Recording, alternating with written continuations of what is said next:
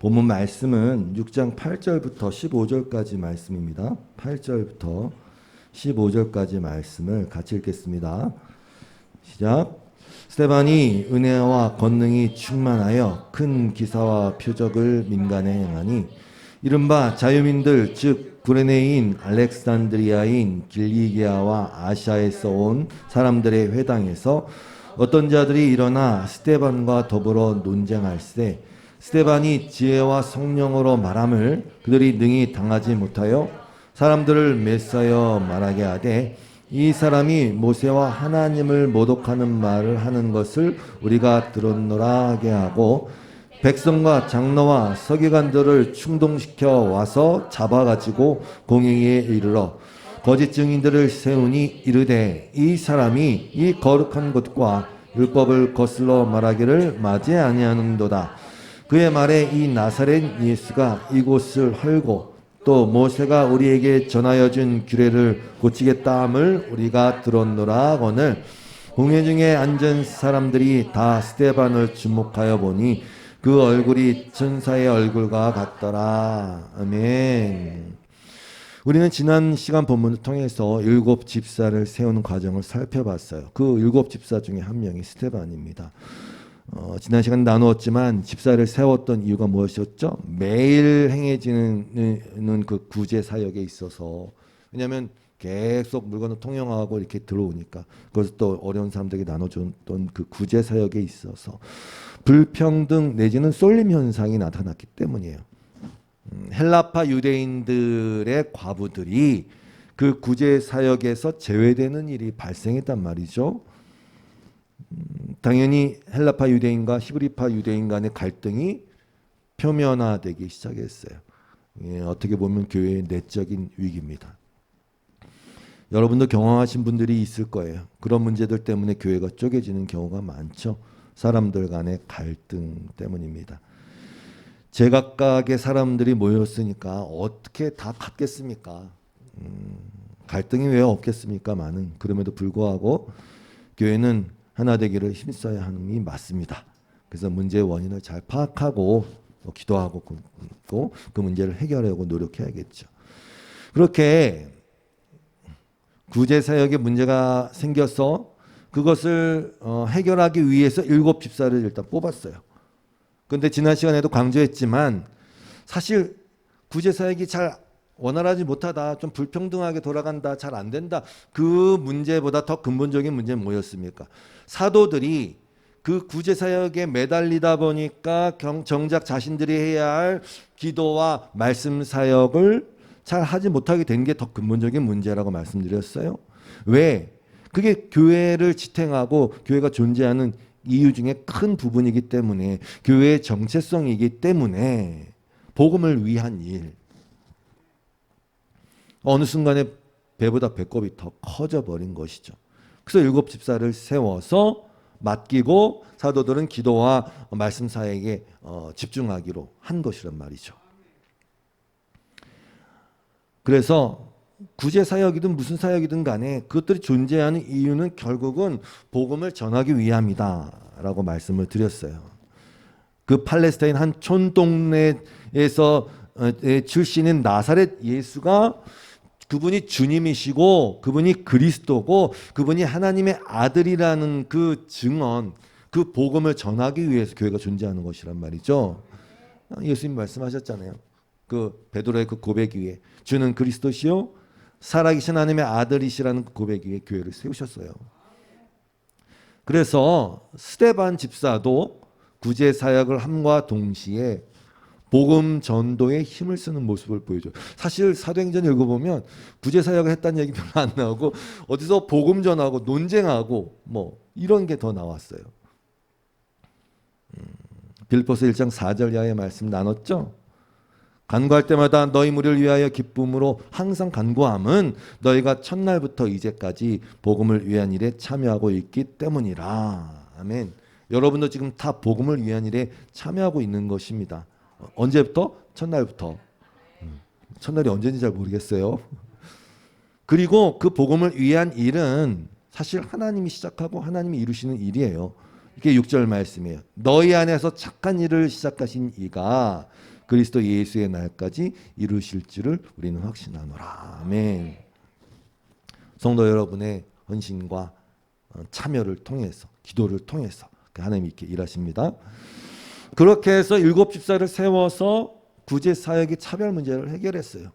그러면 여러분 생각해 보세요. 그렇게 7 집사를 세워서 구제 사역에 있어서 이제 잘 원활하게 돌아가게 해결했으면 그 다음에 나올 법한 내용은 사실은 구제 사역이 이제 별탈 없이 잘 되어간다는 내용이 나오거나 아니면 기도와 말씀 사역에 집중하게 된 사도들의 행적이 나와야겠죠. 원래는 그렇지 않습니까? 그런데 사도행전의 저자 누가는 어쩐지 스데반에게 포커스를 맞춘 것 같아요.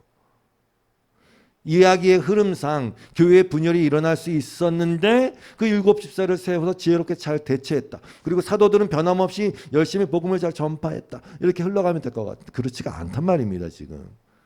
카메라가 있다면 그 카메라를 지금 스데반을 향해서 이렇게 돌리고 있는 형국이란 말이죠. 그리고 스데반을 이렇게 줌인하는 형국이란 말입니다. 스데반의 이야기가 많은 부분을 차지하고 등장합니다. 그리고 지난주 나눴잖아요. 7 집사의 이름을 쫙 나열할 때도 스데반은 따로 수식어를 붙여서 그가 믿음과 성령이 충만한 사람이다라고 소개하죠. 물론 다른 집사들도 성령과 지혜가 충만하고 신망이 두터운 사람인 건 맞아요. 그런데 특별히 스데반은 또다시 믿음과 성령이 충만한 스데반이라고 소개한단 말이죠. 느낌 아시겠죠? 스데반을 향해서 이렇게 포커스를 맞추고 있단 말입니다. 이게 6장 3절 말씀, 5절 말씀이에요. 성령과 지혜가 충만하여 칭찬받는 사람 7을 택했고 5절 믿음과 성령이 충만한 사람 스데반 이렇게 했단 말입니다. 그리고는 한참 동안 스데반의 이야기를 합니다. 심지어 우리가 다음 주에 나누겠지만 사도행전 7장의 전체 분량을 스데반의 설교로 채워요. 스데반의 어떤 논증으로 채운단 말입니다. 베드로의 설교가 아닙니다. 다른 사도들의 설교가 아닙니다. 원래 집사의 역할은 봉사하고 섬기는 그런 일임에도 불구하고 스데반 집사의 설교를 많은 분량으로 채워놓고 있단 말이죠. 그리고 심지어 이 스데반 집사는요, 은혜와 성령이 충만해서 큰 기사와 표적을 행하기도 했어요. 이건 좀 그림이 여러분 너무 당연하게 성경 읽지 마세요. 이거는 예수님이나 사도들에게 붙어야 할 그런 모습들이란 말입니다. 그 모형새가 더 익숙하단 말입니다.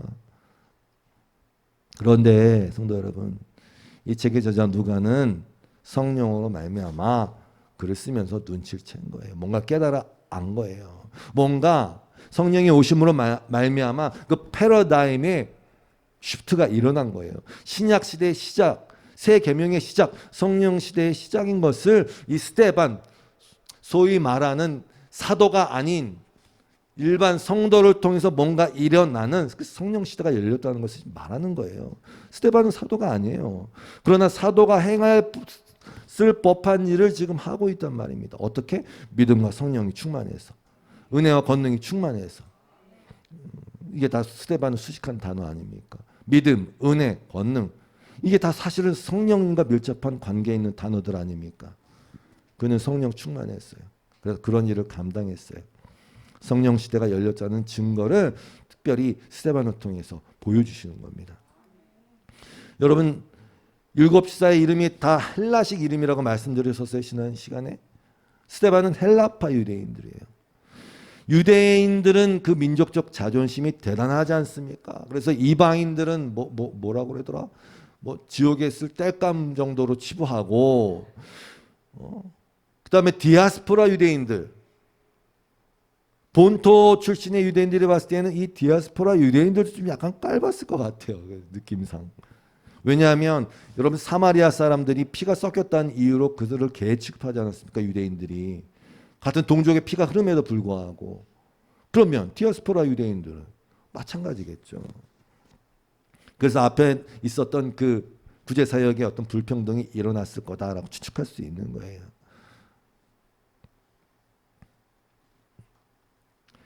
그런데 이 스데반에게 포커스를 맞추면서 성령 시대의 증인인 것을 스데반을 통해서 나타내 보여주고 있는 거예요.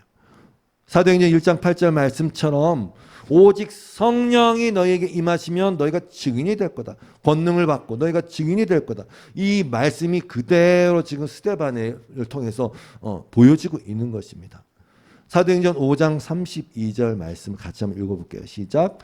우리는 이 일의 증인이요 하나님이 자기에게 순종하는 사람들에게 주신 성령도 그러하니라 하더라. 이거 베드로가 증언한 거 아닙니까? 너 왜 예수 말하지 말라 그랬는데 계속 얘기하는 거야. 우리가 이 일의 증인이거든. 그리고 우리만 그런 게 아니다 하면서 하나님이 자기에게 순종하는 사람들에게 주신 성령도 그러하다라고 얘기했어요. 즉 성령 충만한 스데반이 지금 그 일을 하고 있다는 뜻입니다. 증인의 역할을 하고 있다는 뜻입니다. 사도들만 증인이 아니라는 것이죠. 은혜의 사람, 믿음의 사람들에게 주신 성령 자체가 증인이기에 성령 충만한 스데반이 그렇게 하고 있다는 것이죠. 그래서 놀랍게도 이 사도행전의 초대교회에서 첫 번째 순교도 사도들의 몫이 아니었어요. 그냥이라고 하면 안 되지. 성령 받은 일반 사람, 사도가 아닌 스데반 집사가 첫 번째 순교자였어요. 오늘 본문을 읽었듯이 스데반은 계속해서 복음을 변증하고 다녔어요. 자, 오늘 본문에 보니까 스데반과 논쟁을 하는 사람이 등장합니다. 개역개정은 자유민들 이렇게 했는데 이게 좀 무슨 얘기인지 잘 모르시겠죠. 세 번역을 보면 이렇게 나와 있어요. 제가 세 번역을 읽어볼게요.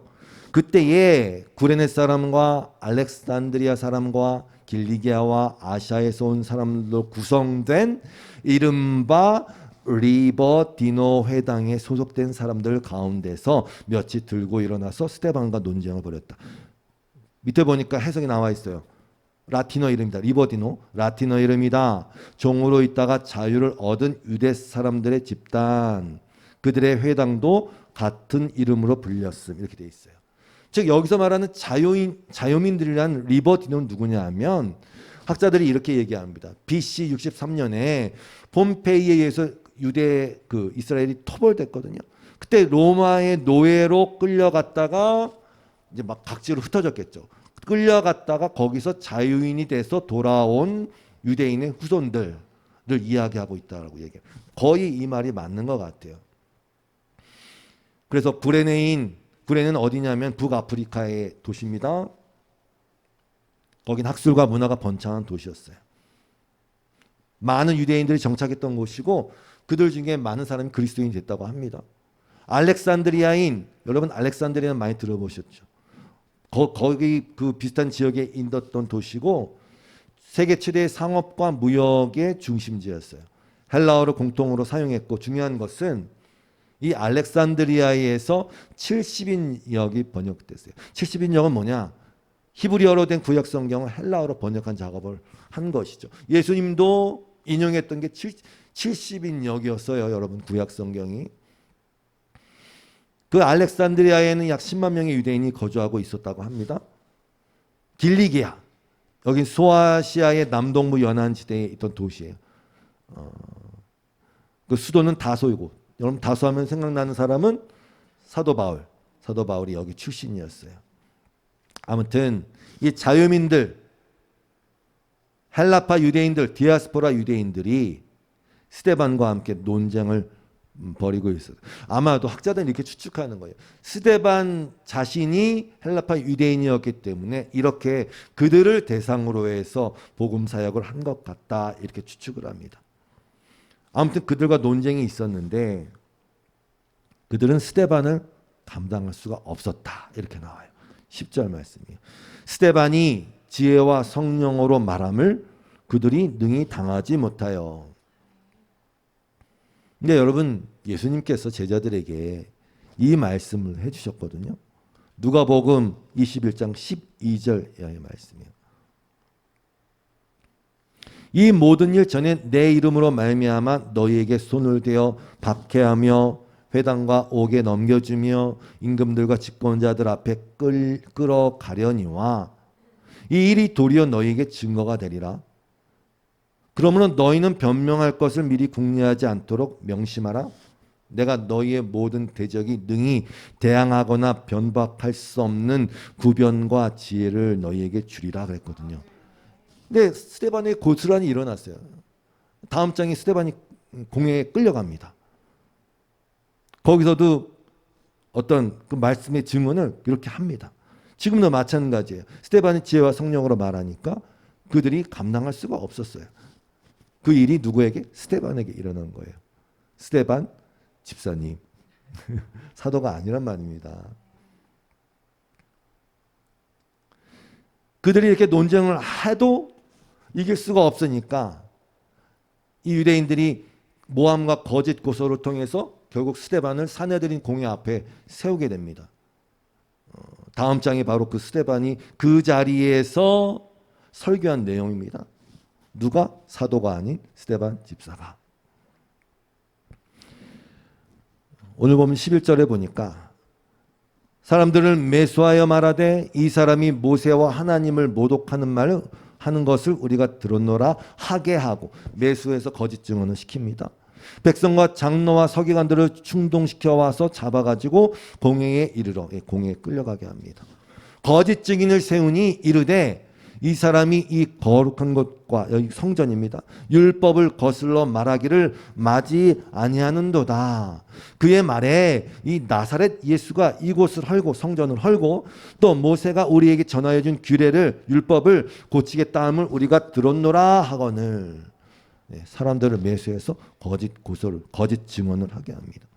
근데 여러분 이거 많이 보셨죠? 이 유대인들의 이 행태는 놀랍지 않아요. 왜? 예수님께도 똑같이 그렇게 사도들에게도 똑같이 그들을 제거하기 위해서 써먹었던 수법이거든요. 뭐? 율법과 성전. 이들이 율법을 무시하고 성전을 무시했다. 더럽혔다. 즉 하나님을 모욕한 것이다. 라는 그 죄목을 계속 씌웠단 말입니다. 그런데 여러분 율법은 뭐고 성전은 뭡니까? 우리 이제 너무 많이 들었어요.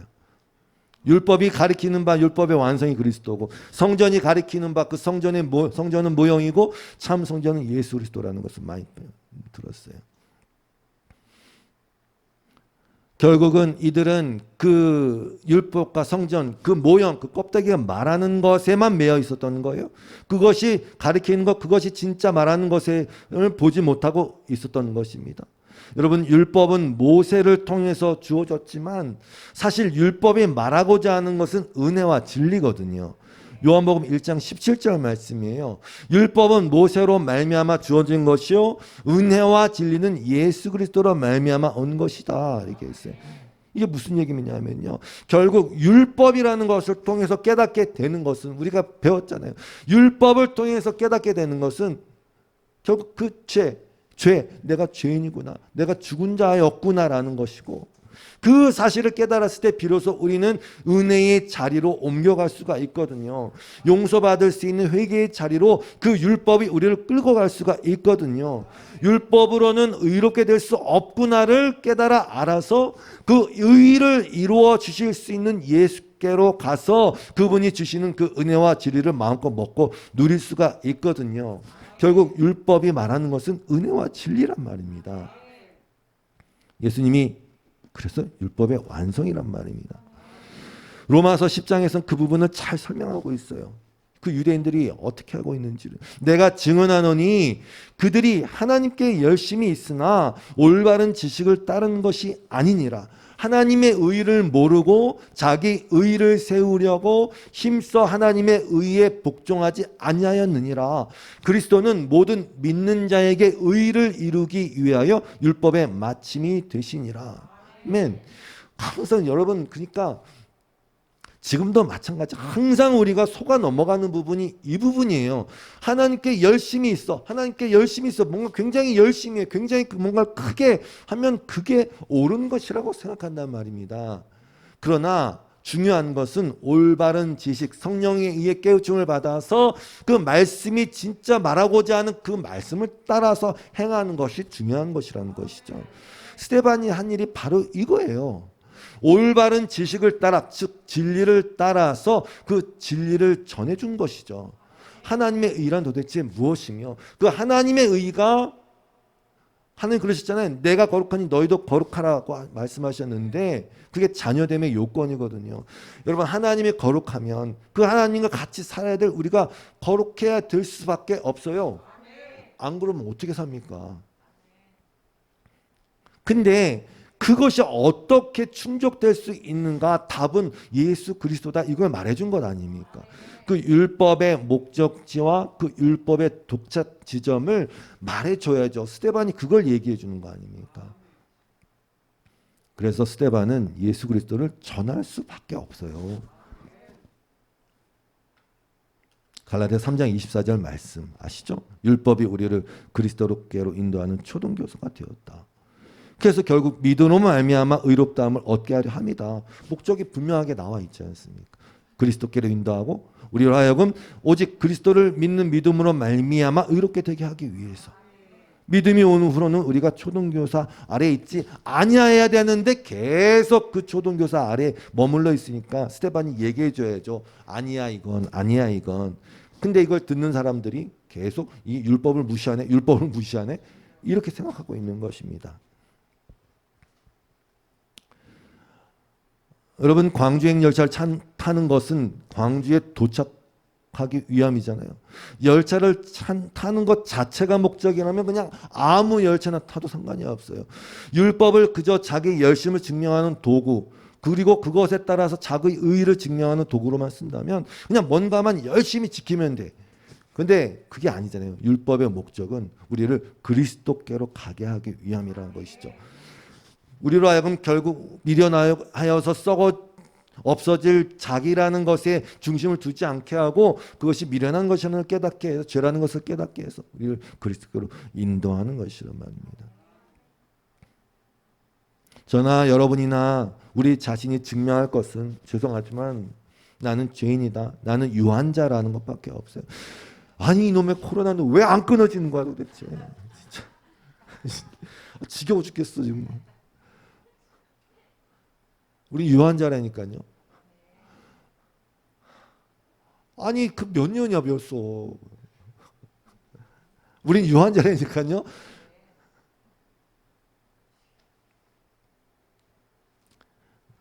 우리가 그러한 존재라는 것을 우리는 사실 살아가는 역사는 계속 증명해 주는데 그걸 인정하지 않아요.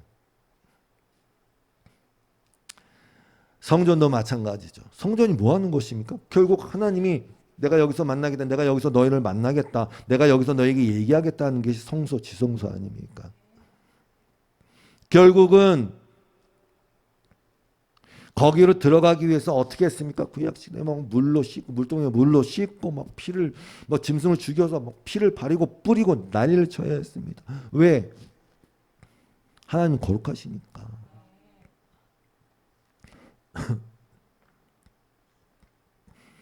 근데 이것에 대해서 참 못마땅하게 여기는 사람들이 많아요. 본인은 벌레 싫어하고 바이러스를 그렇게 경계하면서 하나님이 뭔가 구별되시려고 하면 굉장히 기분 나빠하는 분들이 많이 계세요. 아니 사랑의 하나님이 어떻게 다 받아주고 다 해야지 왜 그렇게 까탈스럽게 막 짐승 죽이게 하고 여러분도 안 그러잖아요. 우리도 안 그러잖아요. 하나님은 그래서 하나님께 다가오게 하기 위해서 하나님의 아들 죄가 없어서 그 피가 순전한 그분을 죽이시기까지 했단 말입니다. 하나님이 정말 그 피 냄새가 좋아서 그렇게 했겠냐. 그 구약의 많은 선지자들을 통해서 누누이 말씀하시잖아요. 그렇게 짐승 잡은 그 깍깍거리는 소리가 좋아서 그러시겠냐. 결국 그걸 통해서 하나님이 원하시는 것은 상한 심령의 제사인데 제물을 잡아 죽이면서 이 짐승이 피를 흘리는 것을 보면서 피 비린내가 진동하는 것을 보면서 가슴을 치면서 통곡을 하고 회개하면서 나는 정말로 나에게는 진정한 구원자가 필요하구나. 나는 그런 존재구나라는 고백해야 되는데 이 제사를 드리면서 막 이 엄청난 숫자를 드린 거에 막 스스로가 황홀해하고 자기 열심과 자기 의에 막 도취돼 갖고 하나님 이만큼 받으세요. 만만의 수양 천천히 그다음에 강물 같은 기름을 받아 이러고 있으니까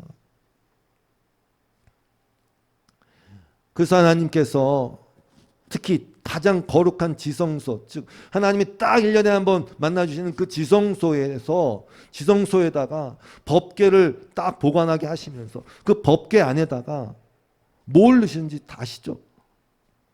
깨어진 두 돌판, 그 다음에 아론의 쌍난 지팡이, 그다음 만나 담은 항아리.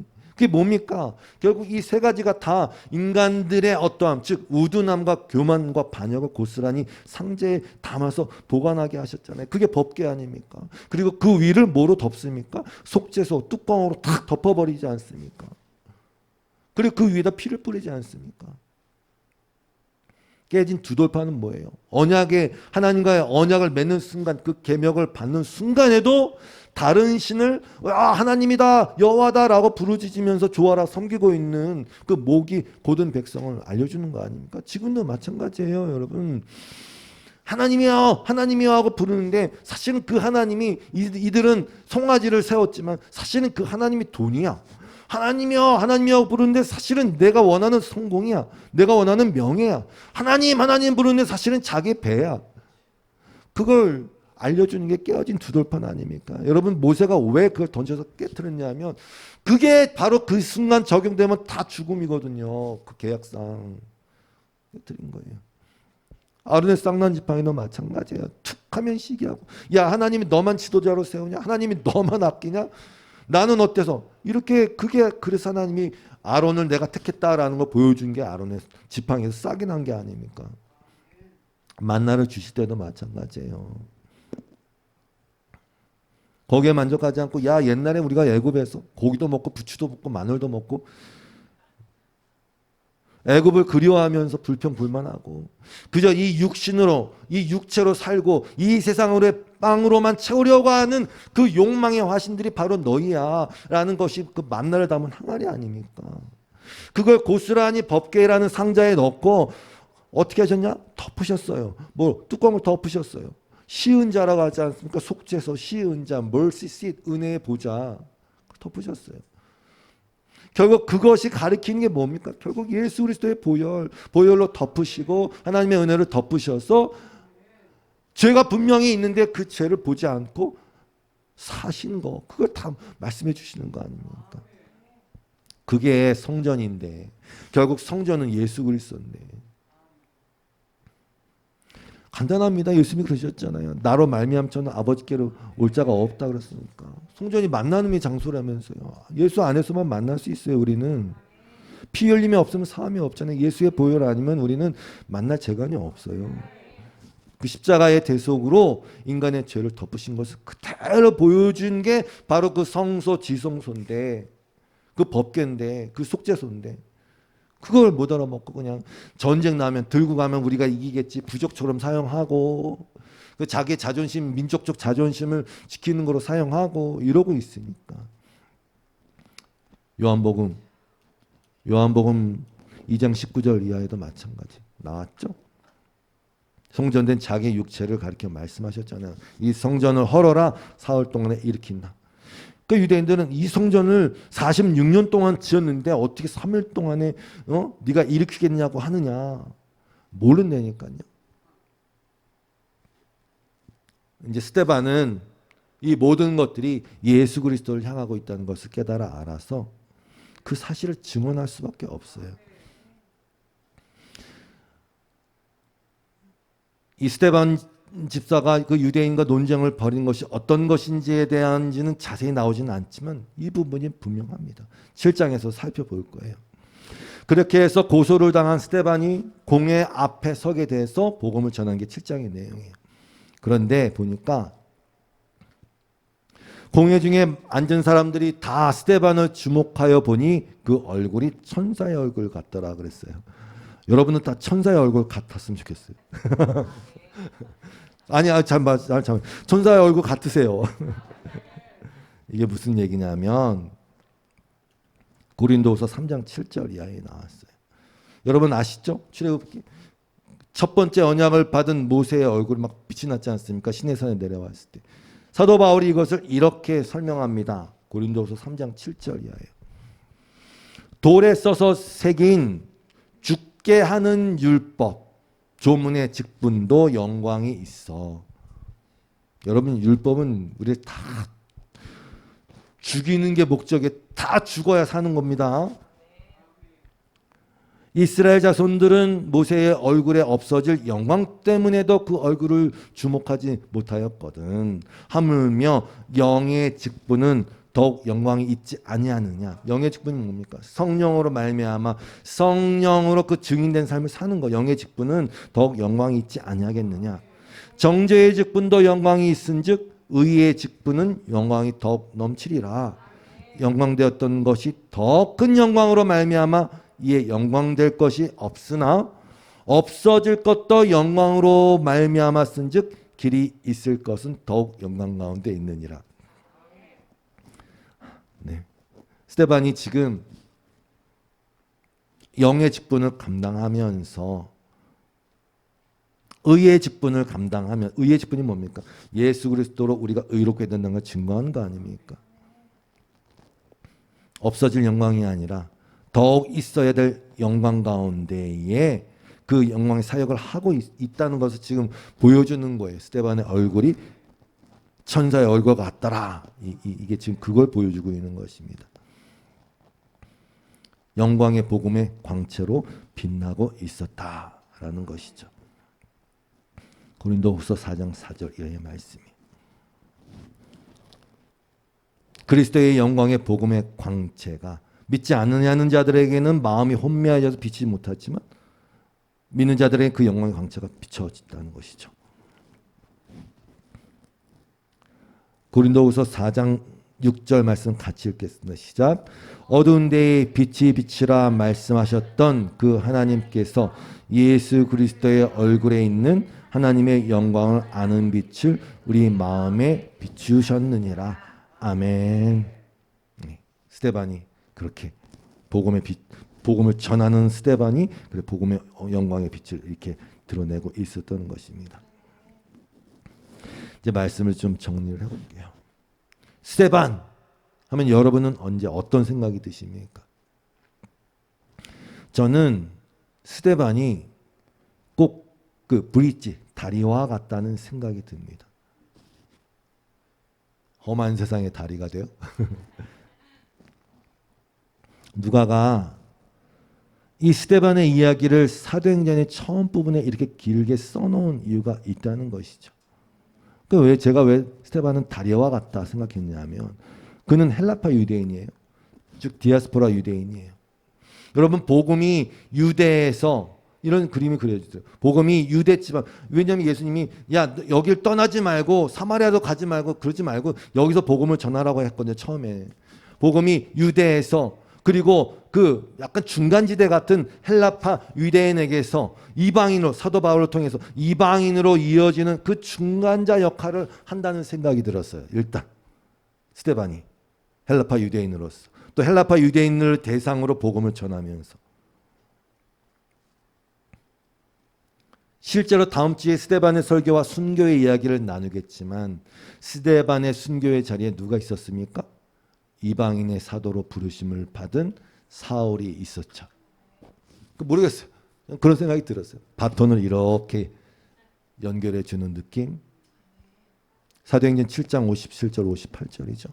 그들이 큰 소리를 지르며 귀를 막고 일제히 그에게 달려들어 성 밖으로 내치고 돌로 칠세 증인들이 옷을 벗어 사울이라 하는 청년의 발 앞에 두니라. 우연은 없어요. 스데반의 그 겉옷이 누구 발 앞에 있었느냐? 사울 발 앞에 있었어요. 유대인을 위한 사도, 이방인을 위한 사도 중간에 스데반이 있는 그런 그림처럼 저는 보입니다.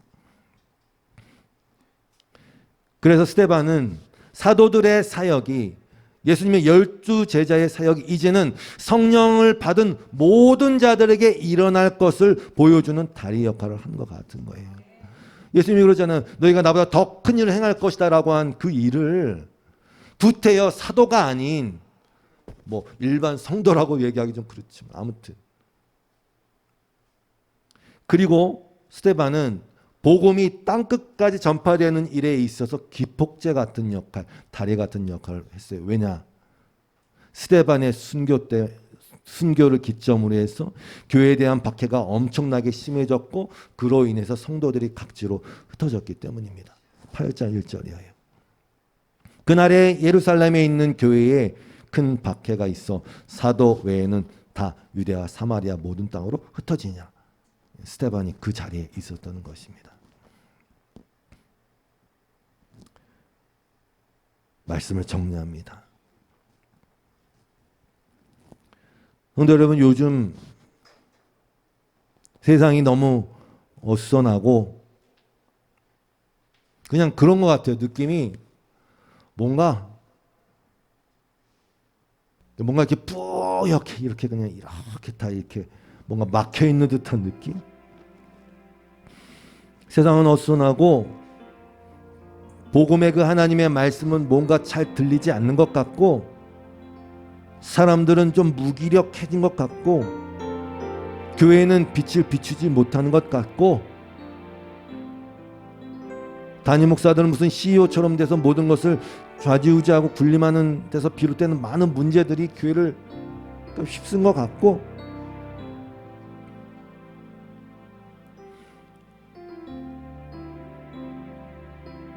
우리는 그런 시대를 지금 살아가고 있는데 스데반이 답이라는 생각이 든 거예요. 스데반은 수식했던 단어들을 다시 생각하게 됐어요. 성령과 지혜가 충만하여 칭찬받는 사람, 믿음과 성령이 충만한 자, 은혜와 권능이 충만한 자, 그리고 복음을 전하는 지식과 지혜와 구변이 갖춰져 있는 자. 굳이 구태여 일부러 사도도 아닌 자를 하나님이 이렇게 들어 쓰신 것은 분명한 이유가 있다고 생각합니다. 저는 여러분이 스데반이라고 믿습니다. 아멘 하세요. 빨리. 여러분의 믿음이 더 충만해지길 바랍니다. 지혜가 더 충만해지시길 바랍니다. 그리고 사람들에게 신뢰를 줄 수 있는 사람들이 되었으면 좋겠어요. 은혜가 충만하시길 바랍니다. 왜? 이 모든 것을 아우르며 가능하게 하시는 분이 성령님이시니까 여러분 모두가 성령 충만하시기를 바랍니다. 그리고 그로 인한 말씀의 능력이 있으시길 바랍니다. 특별히 이 어지럽고 혼란한 시대 가운데 우리에게 또 이 교회에 이러한 회복이 있었으면 좋겠다는 생각이 들었어요.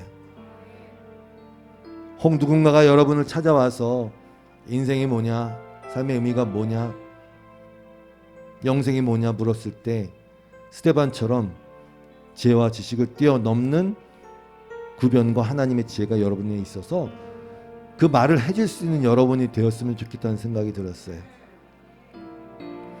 저는 교회가 좀 그런 역할을 잘 감당했으면 좋겠다. 특히 누구를 통해서?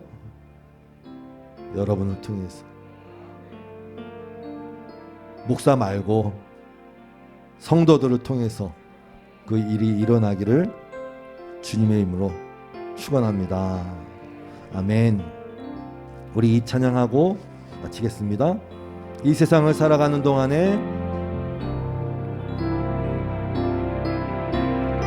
이 세상을 살아가는 동안에 나의 힘을 의지할 수 없으니 나의 힘을 의지할 수 없으니 기도하고 낙심하지 말 것은 주께서 참 소망이 되심이라. 하나님의 꿈이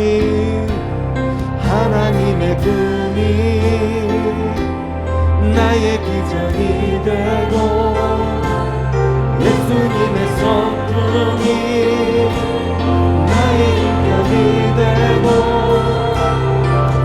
하나님의 원흉이 나의 능력이 되길 원하고 바라고 주의 길을 걸어가는 동안에 주의 길을 걸어가는 동안에 세상에 건 의지할 수 없으니 감사하고 낙심하지 말 것을 주께서 참 기쁨이 되시니 하나님의 꿈이 하나님의 꿈이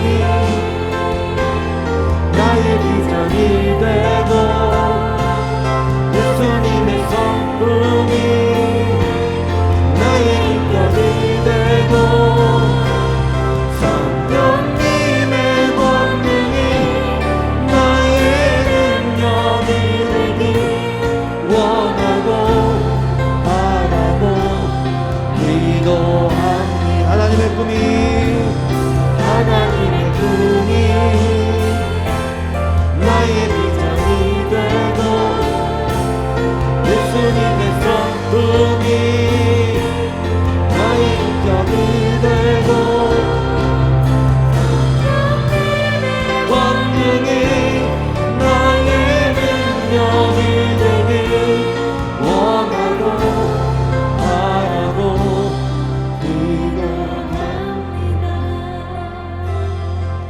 하나님 아버지, 우리에게 참으로 간절한 소원이 있습니다.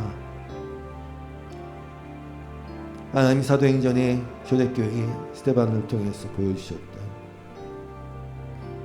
그 성령의 충만함으로 말미암는 놀라운 역사와 흔들림 없는 믿음, 그 충만함, 그리고 은혜에 사로잡힌 자의 삶, 이것을 스데반을 통해서 보여주셨습니다. 하나님, 이 혼란스러운 세상에 우리 성도들 말씀 위에 잘 서서 성령 충만한 삶을 살게 해주시고, 그로 말미암아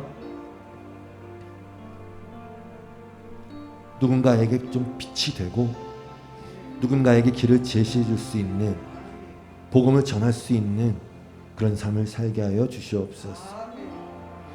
예수님의 이름으로 기도드리옵고 주 앞에 드린 모든 헌신과 기도와 예물 가운데 주님 응답하여 주시고 채워 주시옵소서. 예수님의 이름으로 기도드렸고 이제는 우리 주 예수 그리스도의 놀라우신 은혜와 하나님 아버지의 극진하신 사랑하심과 성령님의 교통하심이, 성령의 오심으로 말미암아 그 성령을 따라 순종하며 행하기를 다시 한번 다짐하는 예배자들 위에, 이 교회 위에 영원토록 함께 하시기를 간절히 축원하옵나이다. 아멘.